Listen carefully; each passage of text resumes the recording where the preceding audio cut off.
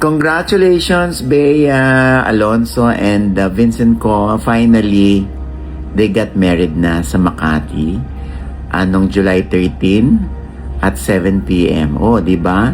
Ang naka-witness lamang ng kanilang kasal daw ay ang mga may-ari ng Sekosana Bags, kung saan merong brand doon si Bea, itong ang kanyang bash bags, di ba?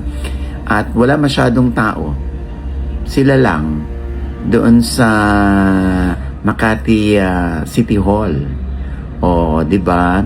At ayun nga, meron nga nagpa-dala sa akin ng retrato. Ay, oo nga, confirm nga, sabi ko. Meron din silang COM o Certificate of Marriage. Oo, ay oo nga, sila na. O, di ba? Finally, 'di ba?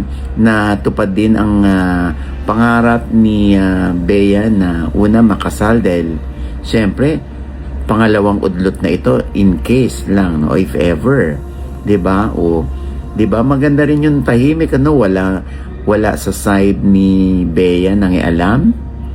At sa side naman ni Vincent ko, syempre ilang taon na rin naman si Vincent. At and I'm sure yung mga agam-agam nila o yung mga tanong nila kung bakit hindi natuloy, eto natuloy na, no?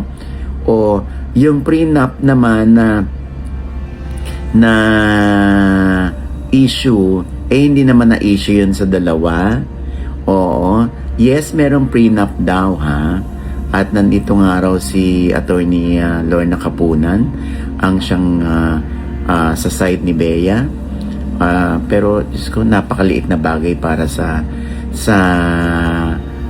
prenup, kasi kay Bea walang issue kay Bea yan dahil si Bea naman ay may pera. Oo. Yung syempre ibang marites lang na parang kinu-question na mas mayaman yung lalaki kaysa babae.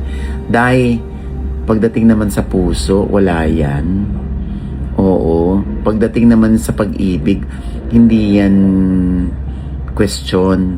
Hindi issue yung pera o hindi issue kung gaano kayaman si lalaki sa babae. Hindi.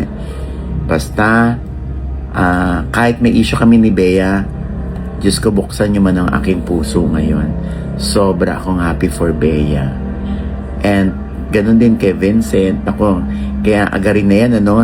Ang next naman na topic dyan, kailan naman natin mababalita ang pregi na si Bea. O, diba?